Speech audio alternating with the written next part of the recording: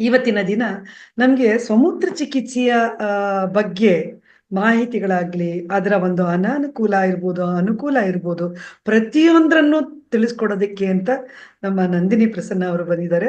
ನಮಸ್ತೆ ನಂದಿನಿ ಅವರೇ. ನಮಸ್ಕಾರ. ಎಲ್ಲರಿಗೂ ಆತ್ಮಪೂರ್ವಕ ನಮಸ್ಕಾರಗಳು. Okay, over to you. ಸಮುದ್ರ ಚಿಕಿತ್ಸೆ ಅಂದ್ರೆ ಏನು, ಹೇಗೆ ಮಾಡಬೇಕು, ಅದರಿಂದ ನಮ್ಗೆ ಆಗುವಂತಹ ಉಪಯೋಗಗಳೇನು ಅನ್ನೋದ್ರ ಬಗ್ಗೆ ಮಾಹಿತಿ ಕೊಡಿ. Thank you. Thank you. ಈ ದಿನದ ಕಾರ್ಯಕ್ರಮದಲ್ಲಿ ಸ್ವಾಮೂತ್ರ ಚಿಕಿತ್ಸೆ ಅಂತ ಅಂದ್ರೆ ಆಟೋ ಯೂರಿನ್ ಥೆರಪಿ ಅಂತ ಹೇಳ್ತೀವಿ. ಈ ಸ್ವಾಮೂತ್ರ ಚಿಕಿತ್ಸೆ ಅನ್ನೋದನ್ನ ಅದ್ರದ್ದು ಸ್ವಲ್ಪ ಹಿನ್ನೆಲೆನ ನಾವು ನೋಡ್ಕೊಂಡ್ ಬರೋದಾದ್ರೆ, ಸ್ವಾಮೂತ್ರ ಚಿಕಿತ್ಸೆ ಅನ್ನೋದನ್ನ ಹಿಂದಿನ ಕಾಲದ ಪ್ರಾಚೀನ ಕಾಲದಲ್ಲಿ ನಾವು ಡಮರು ತಂತ್ರ ಅಂತ ನಾವು ಅದನ್ನ ವಿಶ್ಲೇಷಣೆ ಮಾಡ್ತೀವಿ. ಇದನ್ನ ಡಮರು ತಂತ್ರ ಅಂತಾನೆ ಏನಕ್ಕೆ ಬಂತು ಅಂತಂದ್ರೆ, ಡಮರು ಅಂತ ಅಂದ್ರೆ ನಮ್ಗೆ ಗೊತ್ತಿರೋದ್ರ ಪ್ರಕಾರ ಶಿವ ಅಂದ್ರೆ ಡಮರು ಅಂತ ನಾವು ಒಂದು ಇಮ್ಯಾಜಿನೇಷನ್ ಮಾಡ್ಕೊಂತೀವಿ.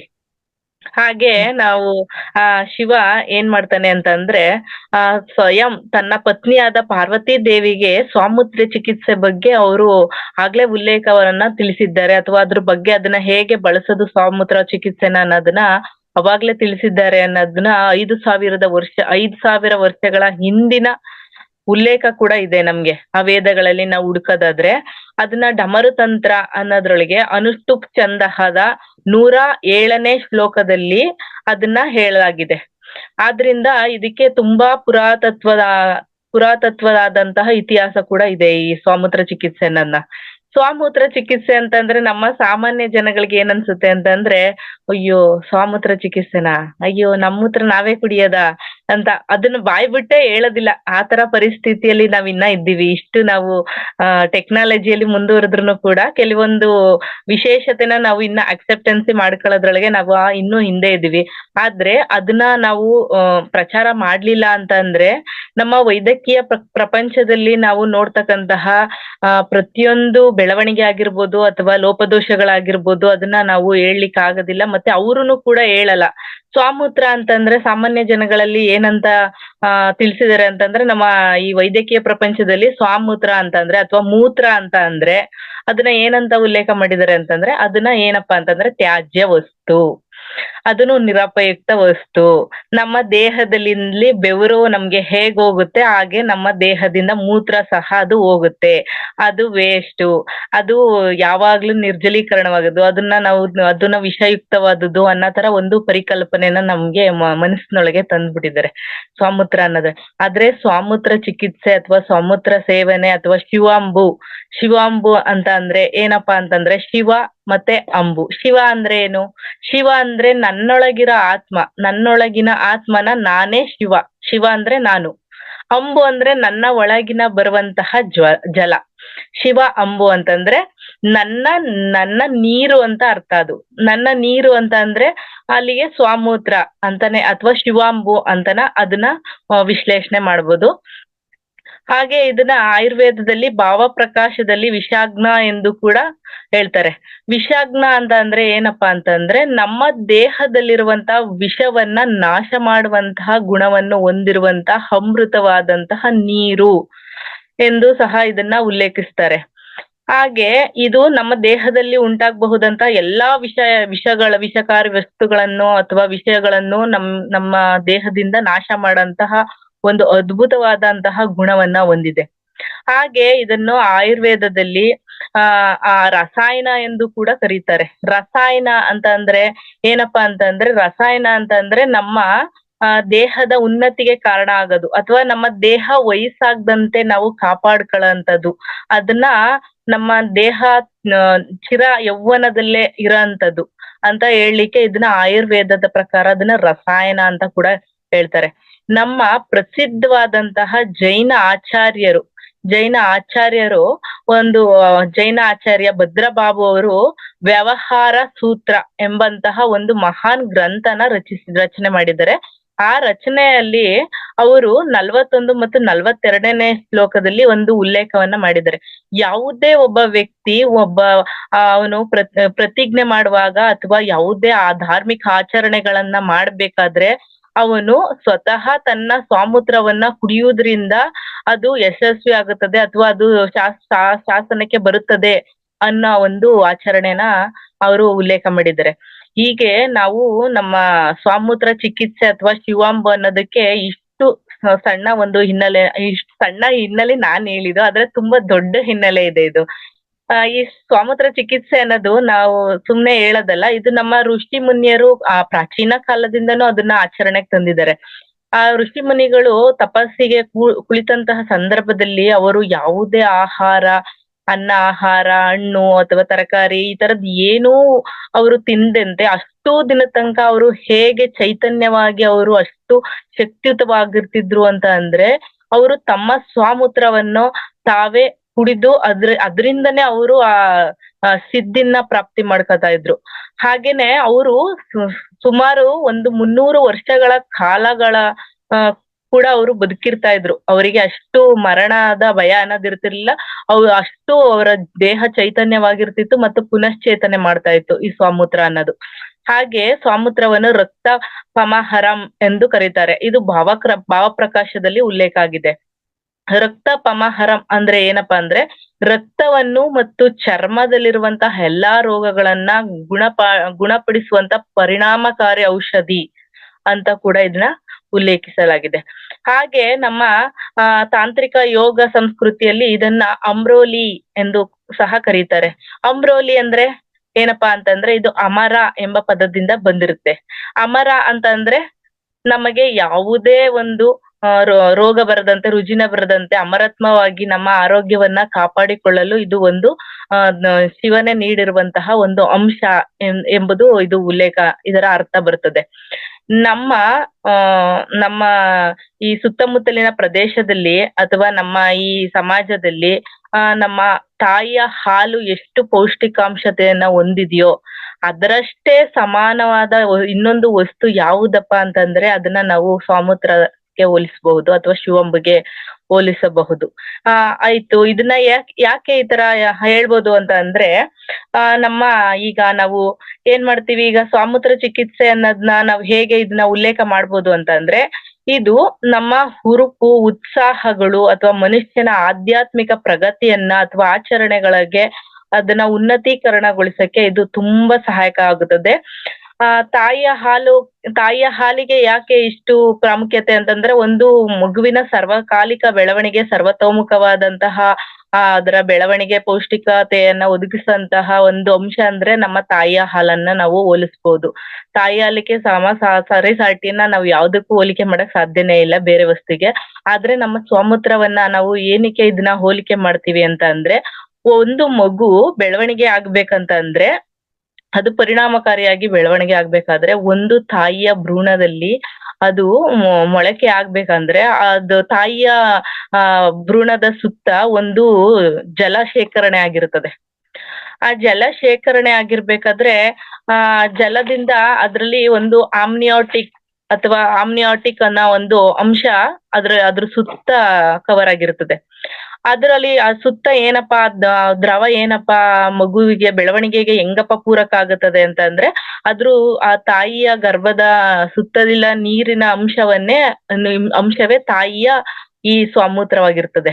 ಈ ಸ್ವಾಮೂತ್ರದಿಂದನೇ ಆ ಮಗು ಫಿಟಲ್ ಯೂರಿನ್ ಅನ್ನೋ ಒಂದು ಅಂಶದಿಂದ ಮತ್ತು ಅಮ್ನಿಯಾಟಿಕ್ ಅಂಶ, ಈ ಎರಡೂ ಅಂಶದ ಮಿಶ್ರಣದಿಂದ ಒಂದು ಮಗು ಅದರಲ್ಲೇ ಉಚ್ಛ್ವಾಸ ಎಲ್ಲವನ್ನು ತೆಗೆದುಕೊಂಡು ಅದರ ಮೂಳೆ ಮತ್ತೆ ಮಜ್ಜೆ, ಮಾಂಸ ಇದೆಲ್ಲ ಬೆಳವಣಿಗೆ ಆಗೋದು ದ್ರವದಿಂದನೇ. ಹಾಗೆ ಇದು ಒಂದು ಮಗುವಿನ ಪೂರಕತೆಗೆ ಎಷ್ಟು ನಮಗೆ ಅನುಕೂಲತೆನ ಮಾಡ್ಕೊಡುತ್ತೆ, ಹಾಗೇನೆ ಅದರ ಬೆಳವಣಿಗೆಗೆ, ಒಬ್ಬ ಮಗು ಹುಟ್ಟಿದಾನೆ ಅಂತ ಅಂದ್ರೆ ಅವನು ಬೆಳೆಯೋ ತನಕ ನಮ್ಮ ಪ್ರಕೃತಿಲಿ ಏನೇನ್ ಇರುತ್ತದೆ ಅದೇ ತರನೇ ನಮ್ಗೆ ಈ ತರ ಅಂಶನೂ ಕೂಡ ಇರುತ್ತೆ. ಆದ್ರಿಂದ ನಮ್ಮ ಈ ಸ್ವಾಮೂತ್ರ ಚಿಕಿತ್ಸೆ ಅನ್ನೋದು ಇಷ್ಟು ನಾವು ಇದು ಪರಿಣಾಮಕಾರಿ ಅಂತ ಹೇಳ್ಬೋದು. ಹಾಗೆ ಇದ್ರದ್ದು ವಿಶೇಷ ಏನಪ್ಪಾ ಅಂತ ಅಂದ್ರೆ, ಈ ಶಿವಾಂಬುನ ನಾವು ಸೇವನೆ ಮಾಡೋದ್ರಿಂದ ನಮಗೆ ಯಾವುದೇ ತರದಾದಂತಹ ಅಡ್ಡ ಪರಿಣಾಮಗಳಿಲ್ಲ. ಈಗ ನಾವು ಒಂದು ವೈದ್ಯಕೀಯ ರಂಗದಲ್ಲಿ ಹೋದಾಗ ನಾವು ಯಾವುದೇ ಒಂದು ಔಷಧಿಯನ್ನು ತೆಗೆದುಕೊಳ್ತೇವೆ. ಅದು ನಾವು ಯಾವುದೋ ಒಂದು ಕಾಯಿಲೆಗೆ ಔಷಧಿ ತಗೊಂಡಾಗ ನಮಗೆ ಅದ್ರ ಜೊತೆಗೆ 2 ಕಾಯಿಲೆ ಫ್ರೀ ಬಂದಿರುತ್ತೆ. ಅದರಿಂದ ನಾವು ಎಲ್ಲರಿಗೂ ಸರ್ವೇ ಸಾಮಾನ್ಯ ಇದನ್ನ ನಾವು ಎದುರು ನೋಡ್ತಾ ಇದೀವಿ. ಈಗ ನಾವು ಒಂದು ಔಷಧಿಯಿಂದ ಇನ್ನೊಂದು ಕಾಯಿಲೆನ ನಾವು ಜೊತೆ ಫ್ರೀಯಾಗಿ ತಗೊಂಡಿರೋದ್ರಿಂದ ಆ ಕಾಯಿಲೆ ವಾಸಿ ಮಾಡ್ಲಿಕ್ಕೆ ಮತ್ತೆ ಇನ್ನೊಂದು ಔಷಧಿನ ತಗೋತೀವಿ.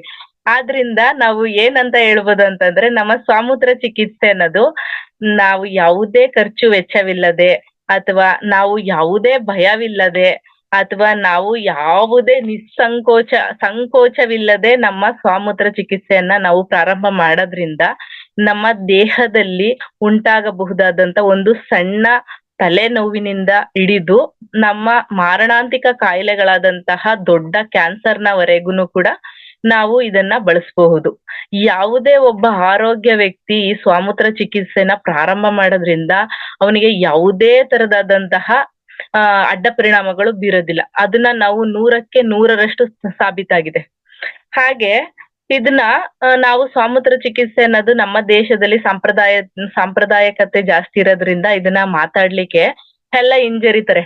ಅಯ್ಯೋ ಇದು ಸ್ವಾಮೂತ್ರ ಚಿಕಿತ್ಸೆ ಅಂತೆಪ್ಪ, ಹೆಂಗಪ್ಪ ಮಾಡೋದು ಹಾಗೆ ಹೀಗೆ ಅಂತ. ಆದ್ರೆ ಇದನ್ನ ಪ್ರಚಲಿತ ಮಾಡ್ಕೊಂಡು ಈಗ ವಿದೇಶಿಗರು ಇದನ್ನ ಹೆಚ್ಚು ಪ್ರಚಾರ ಮಾಡ್ಕೊಂಡು ಅದರಿಂದ ಅವರು ಹಣ ಗಳಿಸ್ತಾ ಇದಾರೆ.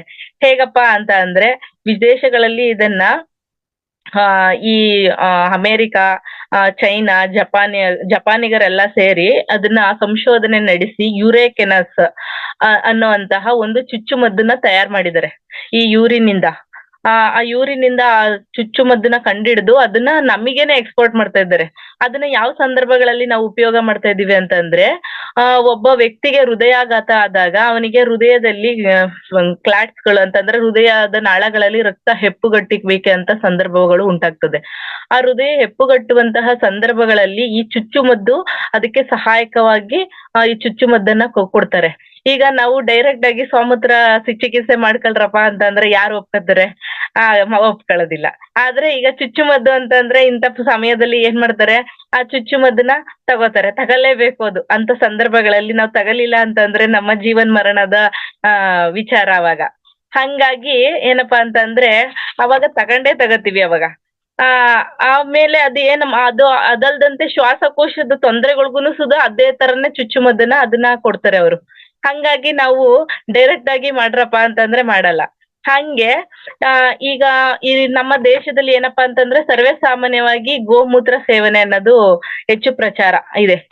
ಆದ್ರೆ ಇತ್ತೀಚಿನ ದಿನಗಳಲ್ಲಿ ಗೋಮೂತ್ರ ಸೇವನೆ ಮಾಡ್ಲಿಕ್ಕೆ ನಮಗೆ ಒಂದು ಏನಪ್ಪಾ ಕಾನ್ಫಿಡೆನ್ಸ್ ಏನಕ್ಕಿಲ್ಲ ಅಂತ ಅಂದ್ರೆ ಈಗ ನಮ್ಮ ನಾಟಿ ಗೋ ಹಸುಗಳಿಲ್ಲ, ಮತ್ತೆ ಈ ಹೈಬ್ರಿಡ್ ತಳಿಗಳಿರೋದ್ರಿಂದ ನಾವು ಅದಕ್ಕೆ ಹಾಕುವಂತ ಆಹಾರ ಕ್ರಮ ಆಗಿರಬಹುದು ಅಥವಾ ನಾವು ಸಾಕುವಂತ ವಿಧಾನ ಆಗಿರ್ಬೋದು, ಇದನ್ನೆಲ್ಲ ನೋಡಿದಾಗ ನಮಗೆ ಅದನ್ನ ಡೈರೆಕ್ಟ್ ಆಗಿ ಒಂದು ಇದು ನಾವು ನಾಟಿ ತಳಿಯ ಗೋಮೂತ್ರ ಆದ್ರೂ ನಾವು ಪೂರ್ಣ ಪ್ರಮಾಣದಲ್ಲಿ ಅದನ್ನ ತೆಗೆದುಕೊಳ್ಳಲಾಗಲ್ಲ. ಏನಕ್ಕೆ ಅಂತ ಅಂದ್ರೆ ಅದನ್ನ ಕುಡ್ದಾಗ ಸ್ವಲ್ಪ ಅದ್ರದ್ದು ಏನಪ್ಪಾ ಅಂತಂದ್ರೆ ಈ ಕೆಮಿಕಲ್ ಯುಕ್ತ ಅನ್ನೋ ತರ ಫೀಲ್ ಆಗುತ್ತೆ ನಮ್ಗೆ ಕುಡ್ದಾಗ. ಒಂದು 10 ml 15 ml ಅದಕ್ಕಿಂತ ಜಾಸ್ತಿ ಕುಡಿಯಕ್ ಆಗಲ್ಲ. ಹಂಗಾಗಿ ಅದು ಏನಪ್ಪಾ ಅಂದ್ರೆ ಸ್ವಲ್ಪ ಪ್ರಮಾಣದಲ್ಲಿ ಅದು ಪರಿಣಾಮಕಾರಿಯಾಗಿ ವರ್ಕ್ ಮಾಡಿದ್ರುನು ಆದ್ರೆ ಪೂರ್ಣ ಪ್ರಮಾಣದಲ್ಲಿ ಅದನ್ನ ವರ್ಕ್ ಮಾಡಲ್ಲ. ಯಾಕೆ ಅಂತಂದ್ರೆ ಇತ್ತೀಚಿನದಲ್ಲಿ ದಿನಗಳ ಬೆಳವಣಿಗೆ ಅಥವಾ ಆಹಾರ ಕ್ರಮ ಪ್ರತಿಯೊಂದನ್ನು ನಾವು ಗಮನಿಸೋದಾದ್ರೆ ಅದು ನಾವು ಏನು ಗೋಮೂತ್ರನ ಪೂರ್ಣ ಪ್ರಮಾಣದಲ್ಲಿ ತೆಗೆದುಕೊಳ್ಳಲಾಗಲ್ಲ. ಅಂದ್ರೆ ನಮ್ಮ ಪುರಾತನದಲ್ಲಿ ಅಥವಾ ನಮ್ಮ ಭಾರತೀಯ ಪರಂಪರೆಯಲ್ಲಿ ಅದನ್ನ ಪವಿತ್ರವಾದ ಸ್ಥಾನವನ್ನ ಕೊಟ್ಟಿದ್ವಿ ಗೋಗೆ. ಆದ್ರೆ ಈಗ ಕೆಲವರಿಗೆ ಒಂದು ಸಂದೇಹ ಅನ್ನೋದಿರುತ್ತೆ, ಈಗ ನಾವು ಆಧ್ಯಾತ್ಮಿಕ ಮಾರ್ಗದಲ್ಲಿದ್ದೀವಿ, ಈಗ ನಾವು ಸ್ವಾಮೂತ್ರವನ್ನ ತೆಗೆದುಕೊಳ್ಬಹುದಾ ಇಲ್ವಾ ಅಥವಾ ಏನು ಈ ತರ ಹೇಳ್ತಾ ಇದಾರಲ್ಲ ಅಂತ ಹೇಳಿದಾಗ, ಆದ್ರೆ ನಾವು ಆಧ್ಯಾತ್ಮಿಕ ವಿಚಾರದಲ್ಲಿ ನೋಡಕ್ಕಾದ್ರೆ ಜೈನ ಆಚಾರ್ಯರು ಭದ್ರಬಾಬು ಅವರು ಹೇಳಿರೋದ್ರ ಪ್ರಕಾರ ಅವರು ವ್ಯವಹಾರ ಸೂತ್ರದಲ್ಲೇನೆ ಅವರು ಹೇಳ್ಬಿಟ್ಟಿದ್ದಾರೆ. 41, 42ನೇ ಶ್ಲೋಕನ ನಾವು ವಿಶ್ಲೇಷಣೆ ಮಾಡೋದಾದ್ರೆ ಅವರು ಒಬ್ಬ ವ್ಯಕ್ತಿ ಆ ಧಾರ್ಮಿಕ ವೇಳೆಯಲ್ಲಿ ಅಥವಾ ಧಾರ್ಮಿಕ ಆಚರಣೆ ಮಾಡ್ಬೇಕಾದ್ರೆ ಅವನು ತನ್ನ ಸ್ವಾಮೂತ್ರದ ಸೇವನೆಯಿಂದನೇ ಆಚರಣೆ ಪ್ರಾರಂಭ ಮಾಡ್ಬೇಕು ಅನ್ನೋದನ್ನ ಅವರು ನಿಖರವಾಗಿ ಹೇಳಿದ್ದಾರೆ. ಹಂಗಾಗಿ ನಾವು ಈ ಸ್ವಾಮೂತ್ರ ಚಿಕಿತ್ಸೆಯನ್ನ ಹಿಂಜರಿದೇನೆ ನಾವು ಪ್ರಾರಂಭ ಮಾಡೋದು ತುಂಬಾ ಉತ್ತಮ ಅಂತ ನಾನು ಹೇಳ್ತೀನಿ. ಹಾಗೇನೆ ಅದು ಏನಪ್ಪಾ ಅಂತಂದ್ರೆ ಮೂತ್ರ ಅಂದ್ರೆ ಏನಪ್ಪಾ, ಹೆಂಗ್ ಬರುತ್ತೆ, ಅದು ದೇಹದಿಂದ ಹೆಂಗ್ ಉತ್ಪತ್ತಿ ಆಗುತ್ತೆ, ಅದು ನಿರ್ವಿಷೀಕರಣ ವಸ್ತುನ, ನಿರುಪಯುಕ್ತ ವಸ್ತುನ ಅಥವಾ ವಿಷಕಾರಿ ವಸ್ತುನ ಅಥವಾ ಅದು ಹೆಂಗೆ ಬೆವ್ರ ತರನ, ಅದು ಹೇಗೆ ನಮ್ ದೇಹದಲ್ಲಿ ಹೆಂಗ್ ಉತ್ಪತ್ತಿ ಆಗುತ್ತೆ ಅನ್ನೋದು ಎಲ್ಲರಿಗೂ ಕ್ವಶನ್ ಮಾರ್ಕ್. ಈಗ ಡಾಕ್ಟರ್ನ್ ಕೇಳಕ್ ಹೋದ್ರು, ಅಯ್ಯೋ ಯೂರಿನ್ ಅದೆಲ್ಲ ತಗೋಬಿಡಿ, ಯೂರಿಕ್ ಆಸಿಡ್ ಆಗ್ಬಿಡುತ್ತೆ, ಯೂರಿಕ್ ಆಮ್ಲ ಜಾಸ್ತಿ ಆಗ್ಬಿಟ್ರೆ ಮೂಳೆಯಲ್ಲಿ ಗಂಟು ಬಂದ್ಬಿಡುತ್ತೆ, ಹಂಗೆ ಹಿಂಗೆ ಅಂತ ಹೇಳ್ಬಿಡ್ತಾರೆ. ಯಾರುನು ನಮಗೆ ಹೇಳೋದಿಲ್ಲ ಕರೆಕ್ಟ್ ಆಗಿ. ಹಂಗಾಗಿ ಮೂತ್ರ ಅನ್ನೋದು ಹೆಂಗೆ ಏನು ಅಂತ ಅದ್ರದ್ದು ಸ್ವಲ್ಪ ಹಿನ್ನೆಲೆನ ನಾವು ನೋಡಕ್ ಹೋದ್ರೆ, ಮೂತ್ರವು ಒಂದು ಸೆರಮ್ ಅಥವಾ ಬೈ ಪ್ರಾಡಕ್ಟ್. ಇದು ರಕ್ತದಲ್ಲಿನ ನೀರಿನ ಅಂಶದ ಶೋಧನೆ ಆಗಿದೆ ಹೊರತು ಇದು ಯಾವುದೇ ತ್ಯಾಜ್ಯವಲ್ಲ. ಹಾಗೆ ಇದು ಶೋಧನೆ, ಇದು ದೇಹದಲ್ಲಿ ರಕ್ತನ ಒಬ್ಬ ವ್ಯಕ್ತಿಯು ಆಹಾರ ಸೇವನೆ ಮಾಡಿದಾಗ ಒಂದಿಷ್ಟು ಪ್ರಮಾಣದಲ್ಲಿ ಪೌಷ್ಟಿಕಾಂಶತೆಯಿಂದ ಹೋಗಿ ಆಹಾರ ಜೀರ್ಣಕ್ರಿಯೆಗೆ ಹೋಗಿ ಅದು ಒಂದಿಷ್ಟು ಬೇರ್ಪಟ್ಟಾಗ ಒಂದಿಷ್ಟು ರಕ್ತದ ರೂಪದಲ್ಲಿ ದೇಹಕ್ಕೆ ಸೇರ್ಕೊಳ್ಳುತ್ತೆ. ಆ ದೇಹದ ಇನ್ನೂ ಉಳಿದ ಅಂಶನೇ ಈ ರಕ್ತ ಆಗಿ ಉಳಿದ ಈ ಪರಿವರ್ತನಾ ಅಂಶವೇ ಈ ಮೂತ್ರ ಅಂತ ಹೇಳ್ಬಹುದು. ಅದು ಏನಪ್ಪಾ ಅಂತಂದ್ರೆ, ಈಗ ನಾವು ಒಂದು ಸಿಂಪಲ್ ಉದಾಹರಣೆಗೆ ಹೇಳ್ಬೇಕು ಅಂತಂದ್ರೆ, ನಾವು ಒಂದು ಎಣ್ಣೆನ ತಯಾರು ಮಾಡ್ಬೇಕಿದ್ರೆ, ಈಗ ನಾವು ಫಸ್ಟ್ ಒಂದು ಜಾಸ್ತಿ ಎಣ್ಣೆನ ತೆಗೆದ್ಬಿಟ್ಟು ಇನ್ ಮಿಕ್ಕಿದ ಎಣ್ಣೆನ ಆಮೇಲಿಂದ ತಗೊಳ್ತೀವಿ. ಹಾಗೇನೆ ಈಗ ನಮ್ಮ ದೇಹದಲ್ಲಿ ಏನಪ್ಪಾ ಅಂತಂದ್ರೆ, ನಮ್ಮ ದೇಹದಲ್ಲಿ ಈ ಪೂರ್ಣ ಪ್ರಮಾಣದ ರಕ್ತ ಹೋದಾದ್ಮೇಲಿಂದ ಉಳಿದಂತಹ ಪ್ಲಾಸ್ಮಾನೇ ಈ ಮೂತ್ರ ಅಂತ ಹೇಳ್ಬೋದು. ಅಲ್ಲಿಗೆ ಇದು ಒಂದು ವಿಷಕಾರಿ ಅಂಶ ಅಲ್ಲ, ಅಥವಾ ಇದು ಯಾವುದೇ ವಿಷಯುಕ್ತ ಅಂಶ ಅಲ್ಲ, ನಿರ್ವಿಷೀಕರಣ ಅಲ್ಲ ಅನ್ನೋದು ಒಂದು ನಮಗೆ ಕಾನ್ಫಿಡೆನ್ಸ್ ಬರುತ್ತೆ. ಇದನ್ನ ಏನಪ್ಪಾ ಅಂತಂದ್ರೆ ಸಂಶೋಧನೆ ನಡೆಸ್ತಾ ಇದ್ರೆ ಇದನ್ನ ಪರಿಣಾಮಕಾರಿಯಾಗಿ ಪ್ರಚಾರ ಮಾಡ್ತಾ ಇಲ್ಲ. ಹಾಗೇನೆ ಈ ನಮ್ಮ ಸ್ವಾಮೂತ್ರದಿಂದ ಏನಪ್ಪಾ ಅಂತಂದ್ರೆ, ಎಷ್ಟು ಅಂಶಗಳು ಇದರೊಳಗೆ, ತುಂಬಾ ವಿಟಮಿನ್ಸ್ಗಳು ಹಾಗೂ ತುಂಬಾ ಪ್ರೋಟೀನ್ಗಳು ಇದೆ. ಈಗ ನಾವು ತಿಂದಂತ ಆಹಾರಗಳು ನಮ್ಮ ದೇಹಕ್ಕೆ ಜೀರ್ಣವಾಗಿ ರಕ್ತದ ಮೂಲಕ ಹೋದಾದ್ಮೇಲೆ ಉಳಿದಂತಹ ಯೂರಿನ್ ಅಲ್ಲಿ ಏನೇನ್ ಅಂಶಗಳು ಹೊರಗೆ ಹೋಗುತ್ತೆ ಅಂತಂದ್ರೆ, ಯೂರಿಯೋ ಅಥವಾ ಸಾರಜನಕ ಅನ್ನೋದು, ಮತ್ತು ಯೂರಿಯಾ, ಕ್ರಿಯಾಟಿನ್ ಕ್ರಿಯಾಟಿನಿಕ್ ಮತ್ತು ಯೂರಿಕ್ ಆಮ್ಲ, amino, sodium, calcium, magnesium, chloride, sulphate, ಅಜೈವಿಕ ಫಾಸ್ಫೇಟ್, ಪೊಟ್ಯಾಷಿಯಂ, ಇಷ್ಟು ಅಂಶಗಳು ಈ ಯೂರಿನ್ ನಾವು ತೆಗೆದು ನೋಡಿದಾಗ ಅದ್ರೊಳಗೆ ಅಷ್ಟು ಪ್ರೋಟೀನ್ಗಳು ಮತ್ತು ವಿಟಮಿನ್ಗಳು ಈ ಮೂತ್ರದಲ್ಲಿ ಹೊರ ಹೋಗ್ತಾ ಇರ್ತದೆ ಪ್ರತಿದಿನ. ಒಬ್ಬ ಆರೋಗ್ಯವಂತ ವ್ಯಕ್ತಿ ಸ್ವಾಮೂತ್ರ ಪಾನನ ಸ್ಟಾರ್ಟ್ ಮಾಡೋದ್ರಿಂದ ಅವನಿಗೆ ಮುಂದೆ ಒದಗಬಹುದಾದಂತಹ ಹಲವು ದೊಡ್ಡ ಕಾಯಿಲೆಗಳು ಅಥವಾ ಮಾರಣಾಂತಿಕ ಕಾಯಿಲೆಗಳು ಅಥವಾ ಸಣ್ಣ ಪುಟ್ಟ ಕಾಯಿಲೆಗಳನ್ನ ಅವನು ಈಗ್ಲಿಂದಾನೇ ನಿವಾರಿಸ್ಕೋಬಹುದು.